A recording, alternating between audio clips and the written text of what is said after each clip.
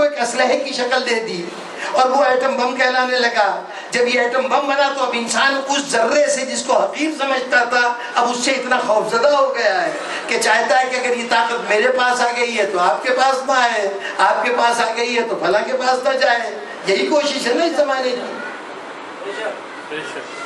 ایک سائنسدان وہ تھا جس نے اس طاقت کو دریافت کیا, ایک سائنسدان وہ تھا جس نے اس طاقت کو اسلحے کی شکل دی. بس بزرگان محترم, جس نے دریافت کیا, جس نے مظلومیت کی طاقت کو دریافت کیا, اس سائنسدان کا نام حسین تھا. جس نے اس مظلومیت کو اسلحے کی شکل دی اس کا نام زینب تھا. اور وہ اسلحہ کیا تھا؟ وہ اسلحہ یہ فرش اعضا, وہ اسلحہ یہ عزاداری ہے. یہ زینب کا وہ اسلحہ ہے جس سے انہوں نے باطل کو شکست فاش دی.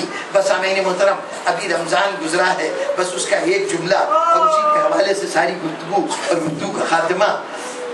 ایک کتاب ہے دمۃ الثاقبہ, اس میں جناب امین علیہ السلام کی آخری وصیتوں کا تذکرہ ہے. تو اب ذکر ہے کہ 20ویں اور 21ویں کی درمیانی جو 20 کا دن گزرا ہے, وہ کیفیت یہ تھی کہ مولا بار بار اپنے اجزا کو بلاتے تھے اور ان کو وصیتیں فرماتے تھے. عزیز اور محبت کرنے والے عزیز ایسے ہوتے ہیں کہ چاہے جان ہونٹوں پہ آئی ہو, انہیں یہ امید رہتی ہے کہ شاید زندگی مل جائے, تو انہیں مایوسی کی بات اچھی نہیں لگتی. کوئی یہ کہے کہ مرنے والا ہے تو محبت کرنے والوں کو یہ جملہ کبھی قابل قبول نہیں ہوتا. اب مولا بار بار کہہ رہا ہے کہ میرا آخری وقت ہے, میری موت قریب ہے. جناب زینب کے لیے برداشت کرنا بڑا مشکل ہے. بابا کو یہ سمجھتے کہ سر سے سایہ اٹھ جائے گا. آخر ایک مرتبہ بات کی خدمت میں 10 بجہ اس کی بابا آپ کا قول جو کوئی بھی آپ فرماتے ہیں ان کو خدا و رسول ہوتا ہے, لیکن بابا آپ اتنی مایوسی کی بات کیوں کر رہے ہیں؟ بڑے بڑے مریض صحت یاب ہو جاتے ہیں, خدا آپ کو صحت عطا کرے, کیوں مایوسی کی بات کر رہے ہیں؟ تو جناب امیر نے اس کے اوپر فرمایا تھا کہ بیٹی یہ میں مایوسی کی بات نہیں کر رہا, میں یہ تمہیں خبر سنا رہا ہوں, اس لیے کہ آج سے 2 راتیں پہلے میں نے رسول خدا کو خواب میں دیکھا تھا. جب رسول خدا کو دیکھا تو میں بے ساختہ حضور سے لپٹ گیا تھا. میں نے کہا تھا یا رسول اللہ آپ کی یہ دنیا اس نے مجھ پہ بڑے ستم ڈالے, اس نے بڑے ستم ڈالے ہیں. اب میرا دل اس سے اٹھتا گیا ہے, ان لوگوں سے میں یوں سمجھیے کہ تھک گیا ہوں ان کو سمجھاتے. تو رسول اللہ نے کہا کہ علی اب گھبراؤ نہیں, اب تمہارے ہمارے پاس آنے کے دن آ گئے, صرف 3 راتیں اور ہیں دنیا میں, یہ 3 راتیں مکمل نہیں ہوں گی. زینب میری 2 راتیں گزر چکی ہیں, اب یہ 3ری رات آخری رات ہے. یہ بات کہی تو بیٹی کے ذہن میں نہ معلوم کون سی سنی ہوئی باتیں, کون سی زبان رسالت سے, زبان امیر المومنین سے سنی ہوئی باتیں تھیں جو اس دوران میں ذہن میں پھر گئیں. عجیب جملہ کہا. ایک مرتبہ کہا بابا آپ تھک گئے تو آپ نے کہا کہ یا رسول اللہ میں اب آپ کی پناہ میں آنا چاہتا ہوں, اگر زینب تھک جائے تو کیا کرے؟ اگر زینب کسی وقت تھک جائے تو کیا کرے؟ علی نے ایک مرتبہ چونک کے کہا بیٹی زینب تھکنے کا نام نہ لینا, خبردار تو تھکے گی نہیں, تو نہیں تھکے. یہ علی کی وصیت تھی. بس امین محترم روزے عاشور کی محنتیں بڑے بڑے باہمتوں کی کمر توڑ دیتی. میدان میں جانے والوں کو سجا کے بھیجنا, پھر لاشوں کو لانا, لاشوں کو لا کے حرم میں رکھنا, اور اس کے بعد بیویوں کی تسکین کرنا, ان کے تسلی کا سامان کرنا. بچے پیاسے ہیں, شام غریبہ میں ان کے لیے پانی کی فکر کرنا, دریا تک زینب کا جانا, سکینہ کے لیے پانی لانا, کبھی گمشدہ بچوں کو ڈھونڈ کے تلاش کر کے لانا.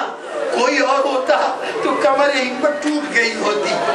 ایک روایت ہے جو اکثر بیان کی جاتی شب غریبہ کے ذیل میں کہ مولا کائنات تشریف لائے تھے کربلا, مولا کائنات تشریف لائے تھے.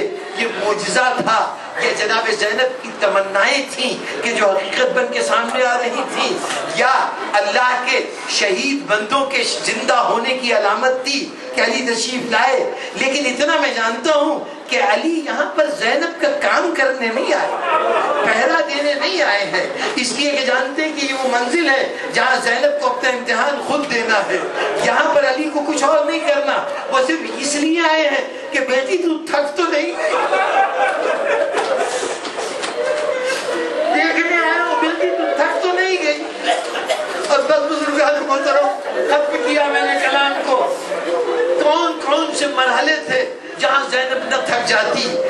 بازاروں میں زینب کا جانا کوئی آسان کام تھا؟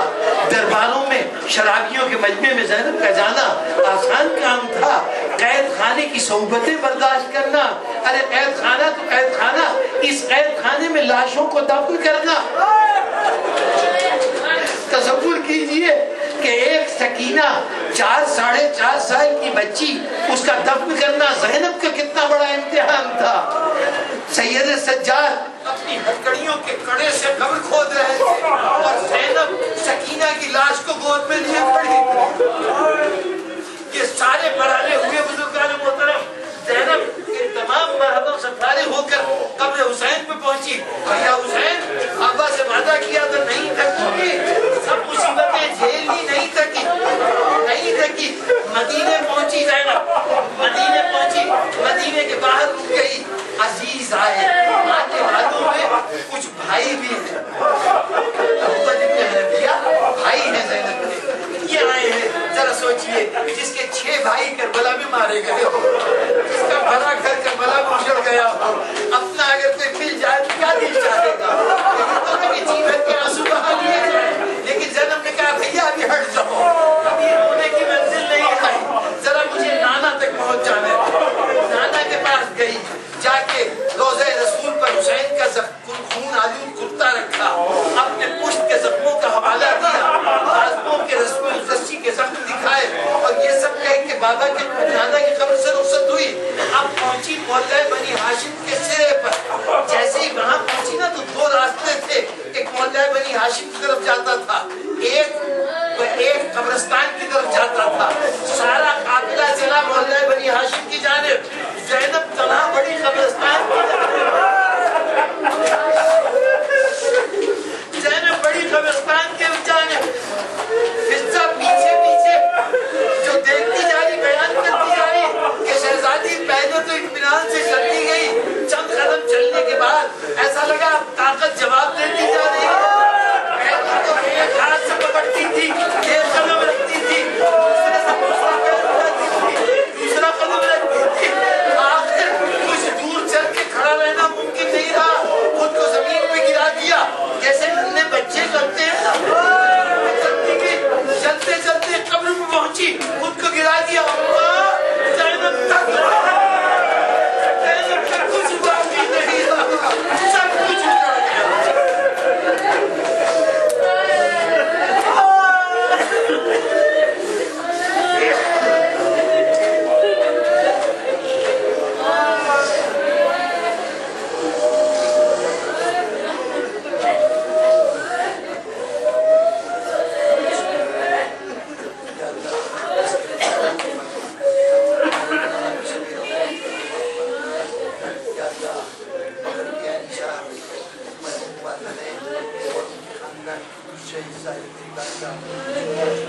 سب تیری رحمت کی متبنی ہے یا اللہ، ان کے درجات آخرت کو بلند فرما، کوتاہیوں سے چشمپوشی فرما۔ یہ 17 قیوم دنیا میں اگر ان سے کوئی کوتاہی سرزد ہوئی ہے تو اس کو پتہ رکھا یا اللہ، آخرت میں ہر شان سے محفوظ جوال سارا حسین کا سزا اور ان کی آخرت کو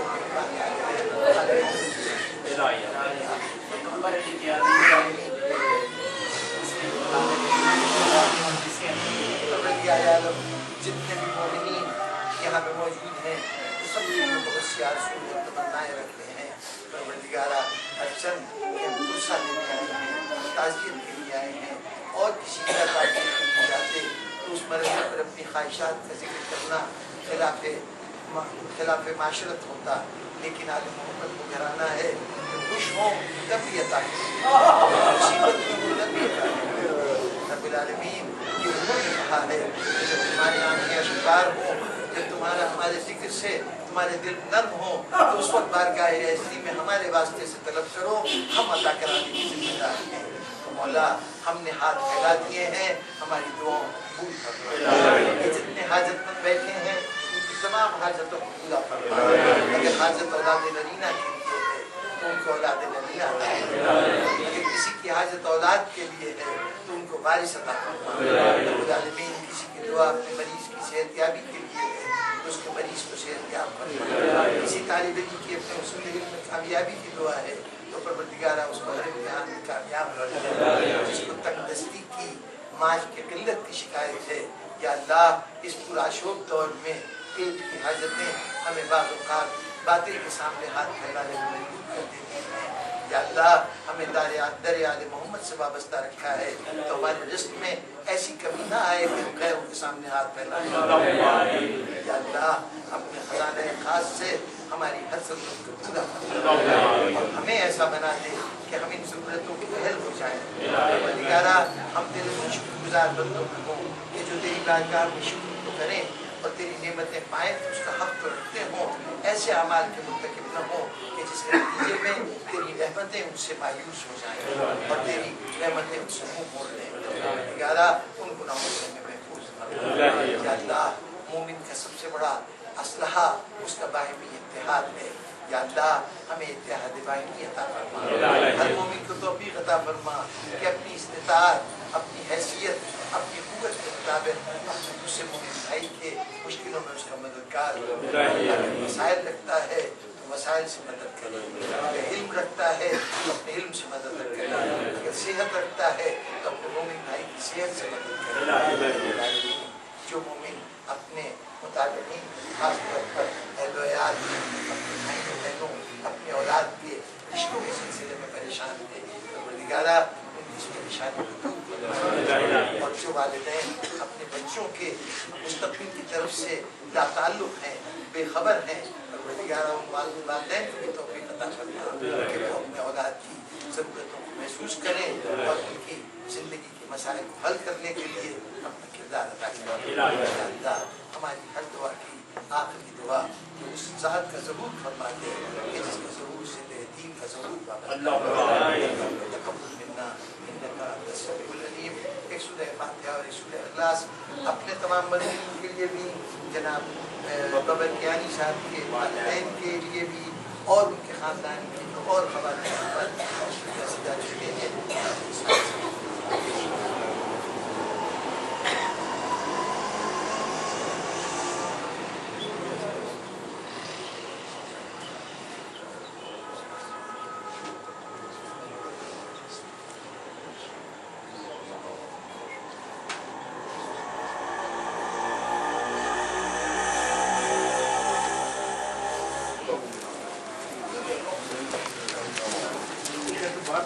السلام علیکم یا رحمۃ اللہ، السلام علیکم یا رسول اللہ، السلام علیکم وعلیٰ جدک و ابیک وعلیٰ امک و ابیک، السلام علیکم یا امام الحسین، السلام علیکم ظاہر المستشہدین امام حسین، السلام علیکم ورحمۃ اللہ وبرکاتہ. السلام علیکم یا غریب الغرباء یا مؤمن الصفحاء والفقراء یا شمس الشموس یا ایھا المدعوس یا علی نبوسی رضا راضی بالقدر والقضاء ورحمۃ اللہ وبرکاتہ.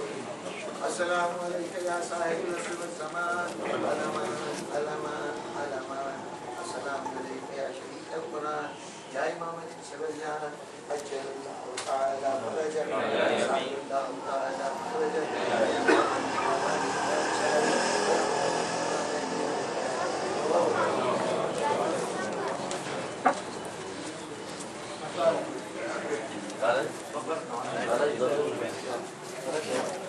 تمام حضرات تشریف رکھیں جی، لنگر حسینی کر کے جائیں، بغیر لنگر کے کوئی نہ جائے.